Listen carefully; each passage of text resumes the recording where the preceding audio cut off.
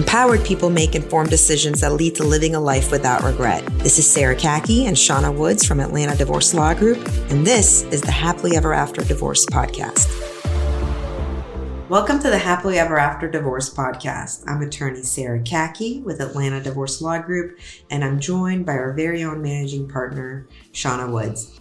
Shauna, today let's talk about some strategies to help the person out who is in a unhealthy marriage, and the marriage is unhealthy because they are married to somebody with a high conflict personality disorder, which one of our favorite examples to use is a narcissist. Yeah. And perhaps that word gets overused, but we do represent a lot of people who are struggling in a marriage where they're realizing that the person they're with has a personality disorder and has a lot of narcissist tendencies.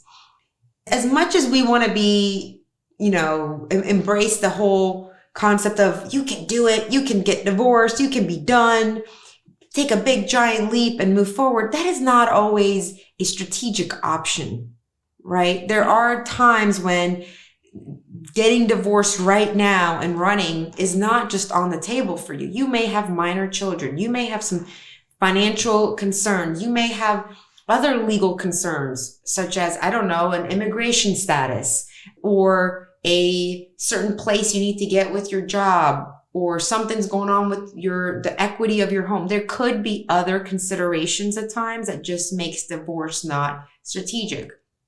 Now, please understand, if you are in a incredibly abusive situation where physical abuse is part of it, I think most other considerations need to go away. You need to protect yourself, and you do need to get away. You need to get protection and run, and you need to get some help. Absolutely.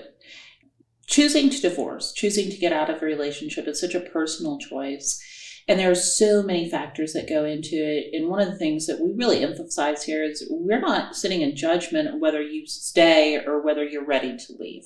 Right. We're just trying to help people because we've had all of these experiences, because after 20 years of practicing family law, there's been patterns and things that come up, and I've learned from other people. Sarah's learned from other people, and we're trying to share that with you. If you do decide to stay in a relationship, and to Sarah's point, if you're in an abusive relationship, we strongly urge you to simply get out. But if you choose to stay in an abusive relationship that is abusive because of the manipulation or because of a personality disorder of your spouse, we've learned some things that may help you along the way, either eventually get out or help de-escalate and survive that situation. Right. And I think what you're saying, I want to reiterate you saying that we are not here to judge. Our goal here, specifically with this episode, is to meet people where they're at. And I think that is such an important value that Atlanta Divorce Law Group's always had. And the point of what you and I want to accomplish in helping people empower themselves and become empowered is meet them where they're at. So there is completely understandable that not everybody is ready as soon as they discover and they become aware of the dysfunctional situation they're in, that the next step might not mean for them, I'm going to jump off the cliff and figure out divorce. That is not every personality trait doesn't operate that way. Not everybody's priorities and values work that way. We want to meet people where they're at. And right now we want to meet the person who has become aware that they are in a dysfunctional marriage and has become aware that their spouse is a manipulative person or has some sort of a personality disorder and cannot be trusted to have their best interest in mind, but is not ready to call it quits yet for whatever reason. And how can we give them some coping mechanisms? Now, I will say this. We have helped a lot of clients who have been married for anywhere from a few years to decades. I just spoke to a lady a couple of nights ago who's been married for 30 years to a narcissist spouse, a complete gaslighter. Most of them will tell you, I wish I had done it sooner. I will just say that. That is, most of the time you do hear that. I wish I had done it sooner. I wish I could get that time back. I wish I had seen it sooner, or I wish I had known that once I start moving forward, I will figure out the hows and the whats once I just make up my decision. Yes. And I think that what I'm hearing you talking, and we mentioned this in another podcast, about being comfortable in the unknown. Right. Being okay to jump into the unknown. And it's okay if you're not there yet. Yes. But to Sarah's point, by the time people usually reach us, they've been there mentally for a long time. Yes. And a lot of times they do wish they could get that time back. And I guess one of the things that I would like to emphasize is it's never too late. You still have time. You've got a lot of life to live, and everyone deserves to be happy. So even if you have been in this 30 years and you're like, well, this was 30 years, that's okay. You probably got another 30, and don't you deserve to live them happily? And, you never know all of the different outcomes. Yeah. Sometimes it takes getting to a certain emotional place, getting to a certain mental space that allows you to show up the fullest, strongest version of yourself to get out of a situation in a healthier way. Maybe, the person you are when you first find out about, wow, I am not in a good marriage. That person's not ready yet, doesn't have the full emotional and mental strength to show up the way they need to show up for themselves, right? They may perpetuate another victim scenario for themselves or perpetuate a whole nother dysfunction for themselves. So it is, having the mental capacity to exercise awareness throughout the process, it is very important. But now let's get to some coping skills that we can offer for somebody that decides that, hey, you know what? I know I'm in a dysfunctional situation. I know my spouse, whether it's personality disorder or they're narcissist or they're high conflict personality or they're just a manipulative, not a good person, right? But I'm going to stay put for X, Y, and Z reasons. Let's think through some surviving coping skills.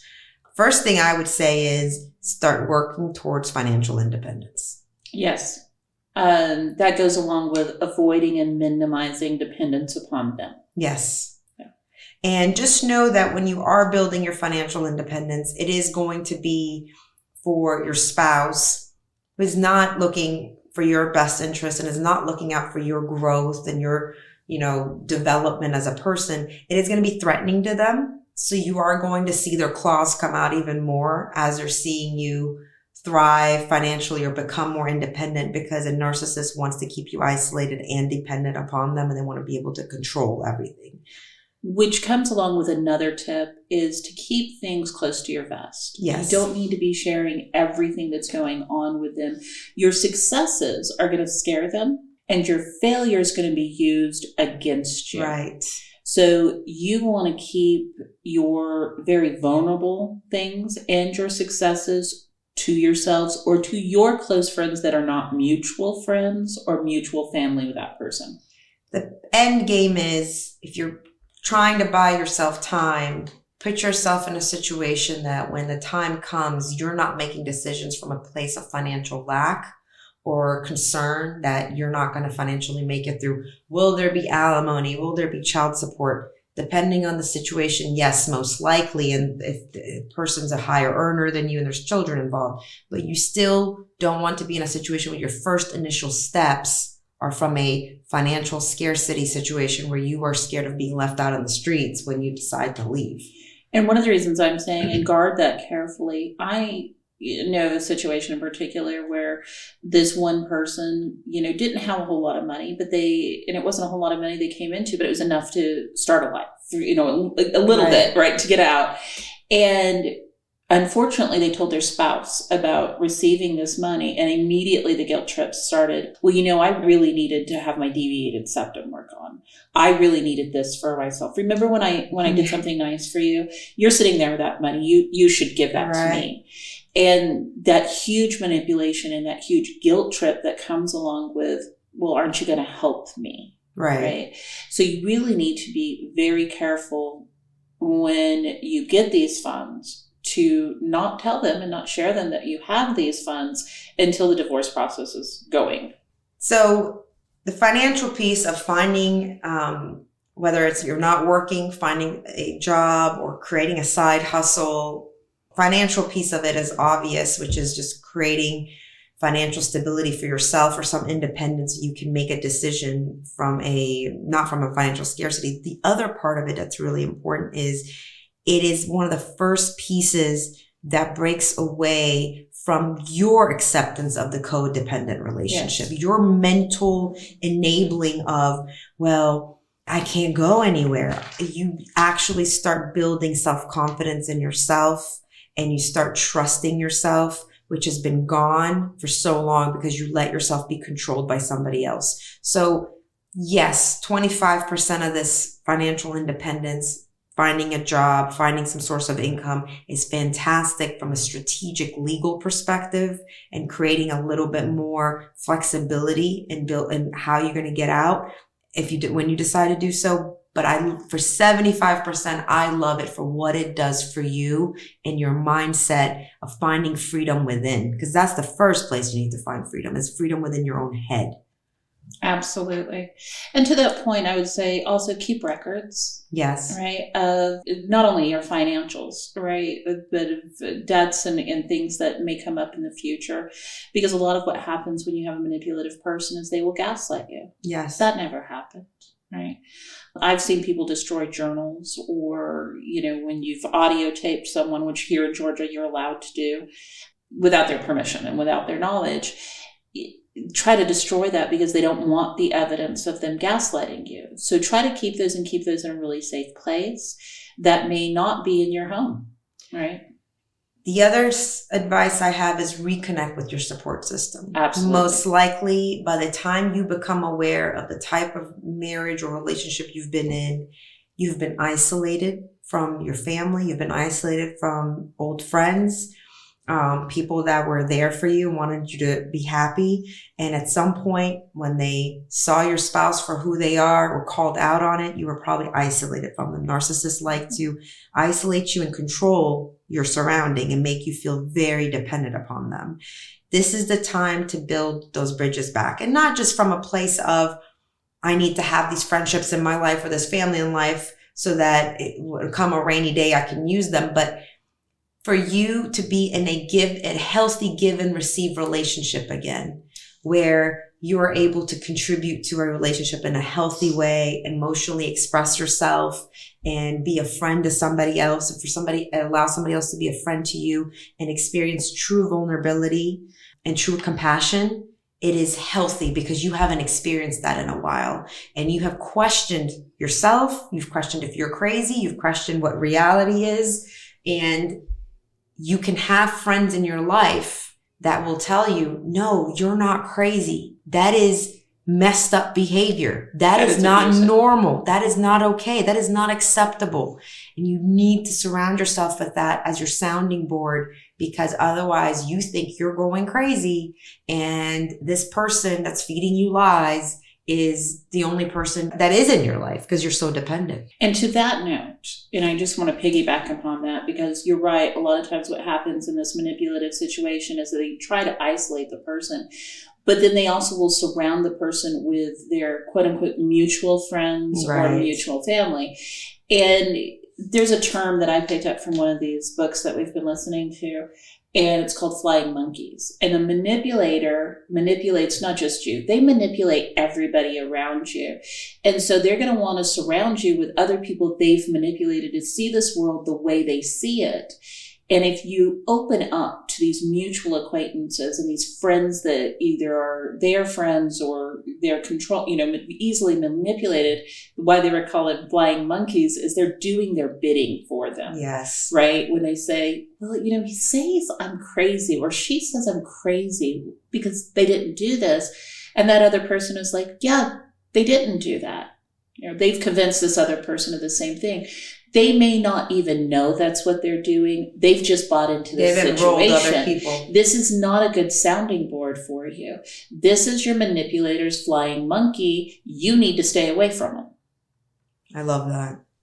I also had build a vision for your future. Love that. I think that you need to start thinking, okay, I'm staying put now, but for what reason? this is how you go from victim mentality to survivor mentality, from victim mentality to creator.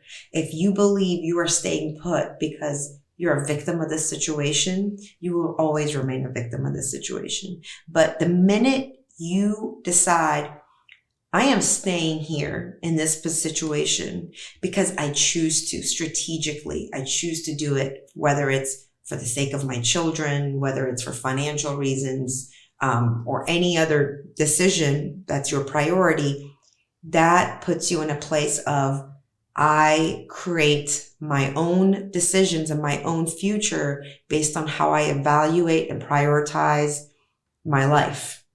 And that's a much more empowering place to be than to say, I'm stuck, I can't go anywhere, I have no choice. Well, you always have a choice. Everything in life is a choice. So if you choose to stay, build a vision for the future of, okay, how is staying put helping that future? How is it supporting that future? How is it building the puzzle pieces to that future? The woman I was just telling you about, she'd been stayed put for 30 years. In the past 15 years when she became aware of what she was really married to. And so the first 15 years, it was blindfolds. Second 15 years, the blindfolds came off, but she made a strategic decision. I'm going to get back to work. She's making a very healthy professional income, steady income, and has only grown and grown in the past 15 years in her company. She has raised 2 children that are very well educated, have lives of their own. And now her children are sort of supporting her emotionally through this divorce process. And she's been able to move in with one of them as she gets back on her feet, and as far as like getting her own house and all that. But she can look back and say, I've been playing this long-term game for the past 15 years, and that's what I needed to do this, right? And now I'm ready. I love how you started that out of having a vision, because that gives people hope, right? They don't feel like, in your instance, she could move out of this household at that moment. She needed to stay for another 15 years. So she needed to have hope. She needed to have that vision of what it looks like after this relationship, right, in order to survive that relationship. Right. And I think there's a couple of phrases that I have heard therapists and different people use when you're sitting there trying to survive this relationship.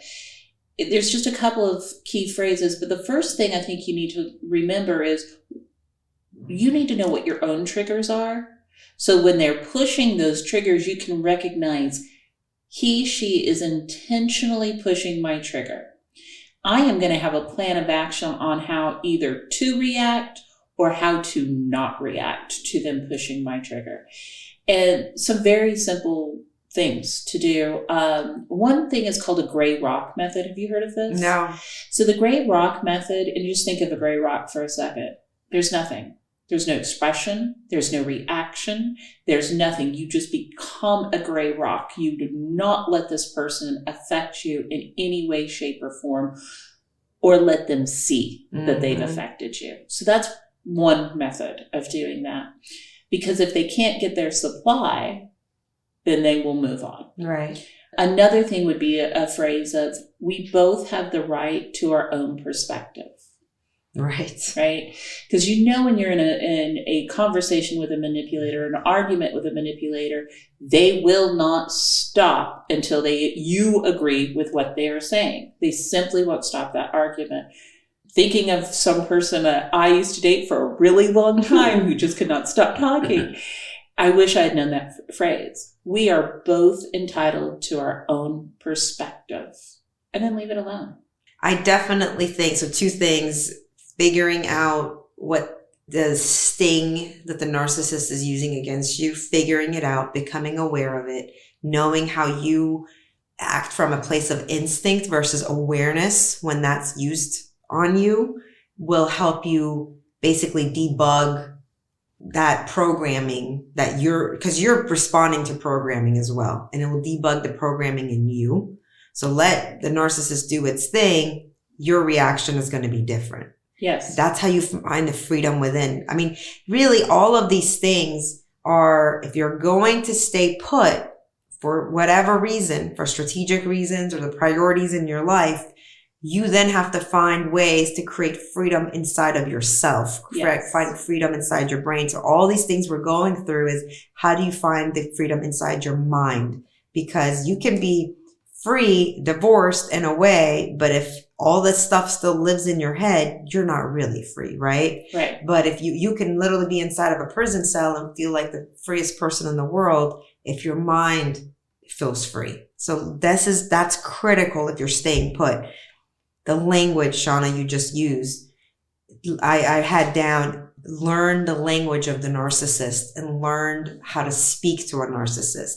Some of the most powerful women that we have served are the ones where you can tell they have mastered how to speak to their narcissist spouse. They get to a critical point in the marriage and they're like, this isn't working. And they go start doing therapy on themselves. They discover their trigger points. They discover how they're sounding. And then they understand sort of very childlike thinking of their spouse. And then it's like, okay, time to manipulate the manipulator. Time to be the adult in the relationship, right? And the adult is always in control. Right. And I really love that you mentioned therapy because, again, I love sitting people because your triggers are your triggers. Your trauma has been your trauma. Your past relationships, all of this vulnerability is very specific to you. And the language that your manipulator is using to manipulate you is going to be specific to your relationship. Although there are some common things that we all joke about, please do seek therapy, even though one of the biggest things your manipulator is going to tell you is don't go to therapy. They're going to tell you that you probably need to go see a psychologist instead, that you're mentally ill. You're mentally ill, but if your therapist is giving you help, they're going to tell you that's the wrong therapist. And right? The other thing that say is, well, how much is that going to cost? Oh, yeah. I'm not paying for that. I'm not paying for that. Yeah. How much is that going to cost? One of the things I do caution people, when they've recognized that they're in these relationships, stop being vulnerable and stop sharing your insecurities or your downfalls or your hurts with this person. That is giving them ammunition. You are only allowing them into your soul to see how to hurt you if you open up to them. And it's a hard thing to do when you're in a relationship and in your marriage with someone, not to share those vulnerabilities. But you have to realize that that's the litmus test. If, for instance, someone at work treated you poorly and you didn't do anything about it, now their litmus, I can get away with that.